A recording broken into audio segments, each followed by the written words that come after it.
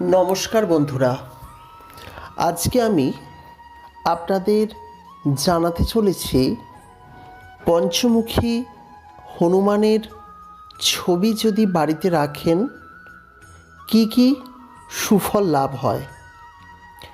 তার সঙ্গে জানাবো পঞ্চমুখী হনুমানের পুজো অর্চনাই বা কেমনভাবে করবেন, কোন কোন দিকগুলি মেনে চলতে হয়।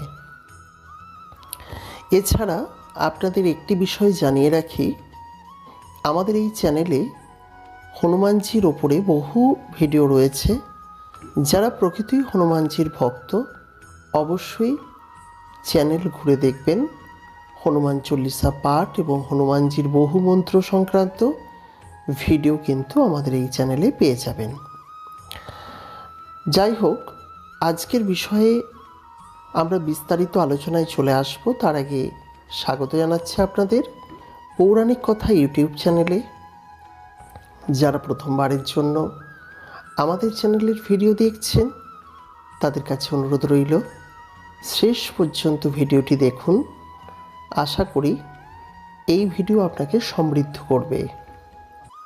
আশা করি আপনার অনেক জানা অজানা জিনিস এই ভিডিওর মধ্যে আলোচিত হবে, যা হিন্দু ধর্মকে প্রতিষ্ঠা দিতে, হিন্দু ধর্মের গুরুত্বকে বুঝতে অবশ্যই সাহায্য করবে। তাই নমস্কার, প্রত্যেককে স্বাগত জানাচ্ছি আমাদের এই চ্যানেলে। যদি মনে করেন পরবর্তীকালে হিন্দু ধর্ম সংক্রান্ত ভিডিও দেখতে চান, চ্যানেলটির সঙ্গে থাকবেন। প্রিয় বন্ধুরা, হনুমানজির যে বিভিন্ন মূর্তি ছবিগুলি রয়েছে তার মধ্যে পঞ্চমুখী অবতার হচ্ছে সব থেকে শক্তিশালী। তাই বাড়িতে যদি মূর্তি বা চিত্র আপনি টাঙিয়ে রাখতে চান, সেক্ষেত্রে পঞ্চমুখী হনুমানজির মূর্তি টাঙাবার চেষ্টা করবেন। পঞ্চমুখী হনুমানের মূর্তির ছবি আপনি যদি টাঙান, সেক্ষেত্রে আপনার জীবনে যেসব বাধা বিপত্তিগুলি থাকবে সেই সমস্ত বাধা বিপত্তিগুলি অনেক অংশেই কিন্তু কেটে যাবে। অনেকে হয়তো অবাক হয়ে যাচ্ছেন, অনেকে হয়তো বিশ্বাস করছেন না, আবার অনেকে সঠিকভাবে বিশ্বাসও করেন বিষয়টি। আমরা কোনো কাজ করতে গেলাম, কাজের প্রথমেই বাধা এলো, কাজটি হলো খুব কষ্টে কিংবা আটকে গেল, হলো না। এই যে বাধা বিপত্তিগুলি আমাদের জীবনে আসে, আমাদের জীবনে বিভিন্ন খারাপ গ্রহের অবস্থানের কারণে আসে। যারা বাড়িতে হনুমানজির মূর্তি রয়েছে, পুজো করেন, পঞ্চমুখী হনুমানজির চিত্রই বা ঘরে রয়েছে, তাদের জীবনে এইসব বাধা বিপত্তিগুলি অনেক দূরে চলে যায়, অনেক দূরে চলে যায়। আমার ব্যক্তিগত জীবনে হয়েছে, আর আপনাদেরও বলছি, পঞ্চমুখী হনুমানের চিত্র বেশি দামও নয়, আপনারা অবশ্যই কিনুন। বাড়ির প্রবেশ পথে টাঙাবার চেষ্টা করুন। যেখান দিয়ে আপনার বাড়িতে জনমানুষ প্রবেশ করে, বেশি মানুষ চলাচল করে, সেরকম একটি ওপেন প্লেসে আপনি লাগাবেন।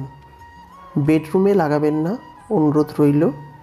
বেডরুম ছাড়া ওপেন প্লেস, কমন প্লেস, যেখান দিয়ে মানুষ বেরোচ্ছে বা ঢুকছে, সেই সমস্ত স্থানে এই পবিত্র চিত্র যদি লাগানো থাকে, কখনোই নেগেটিভ শক্তি আপনার বাড়িতে প্রবেশ পর্যন্ত করতে পারবে না। সুতরাং এই বিষয়টি কতটা গুরুত্বপূর্ণ আশা করি আপনারা বুঝতে পারছেন। তো আপনাদের উদ্দেশ্যে বিষয়টি জানিয়ে দিলাম। যদি সম্ভব হয় আপনারা বাড়িতে পঞ্চমুখী হনুমানজির মূর্তি রাখবেন বা চিত্র রাখবেন। এছাড়া যে বিষয়টি জানাতে হবে যে কীভাবে পুজো অর্চনা করবেন।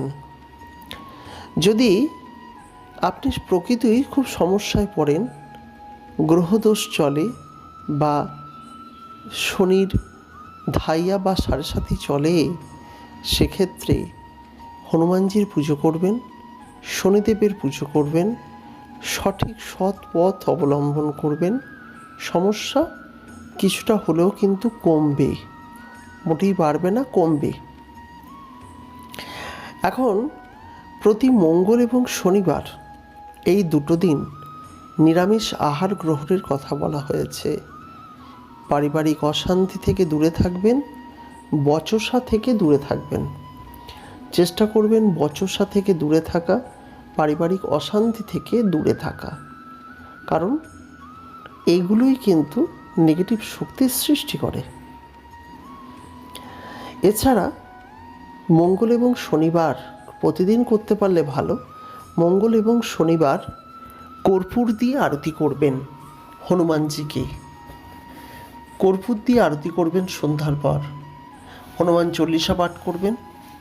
অনেকে বলে হনুমান চল্লিশা পাঠ করতে পারি না, সেক্ষেত্রে জয় হনুমানজি এই বলবেন, জয় শ্রীরামের দাস বা জয় শ্রীরাম এই শব্দগুলি পড়বেন, বহু প্রচলিত প্রাচীন এই শব্দগুলি বলবেন, এতেও কিন্তু সম্পূর্ণ কাজ হবে। আর যারা হনুমানজির যে চল্লিশা, হনুমান চল্লিশা পাঠ করতে পারেন, তাদের ক্ষেত্রে তো কোনো সমস্যাই নেই, তারা হনুমান চল্লিশা পাঠ করবেন। আমাদের এই চ্যানেলেও হনুমান চল্লিশা পাঠ করা রয়েছে, তাই যারা ভিডিও দেখছেন যদি না জানেন তাহলে হনুমান চল্লিশা শ্রবণ করে নেবেন অন্যান্য ভিডিও দেখে। আর এইভাবেই কিন্তু আপনি চেষ্টা করবেন যাতে আপনার সামনে যে সমস্যা রয়েছে সেই সমস্যাটা কাটাতে পারেন। তা পঞ্চমুখী হনুমানের চিত্র রাখলেই বাড়িতে বহু সমস্যা কিন্তু কমে যাবে। এটা খুবই গুরুত্বপূর্ণ এবং চেষ্টা করবে যাতে এইটি মেনে চলতে পারেন। আজকের সংক্ষিপ্ত ভিডিও আমি এখানেই শেষ করছি। আগামী দিনে এই সংক্রান্ত বা অন্যান্য ধর্মীয় বিষয় সংক্রান্ত বিস্তারিত থাকবে। চ্যানেলটিকে সাবস্ক্রাইব করবেন, পাশের নোটিফিকেশন বেলটি অন করবেন। বিদায় নিচ্ছি, ভালো থাকবেন, সুস্থ থাকবেন, নমস্কার।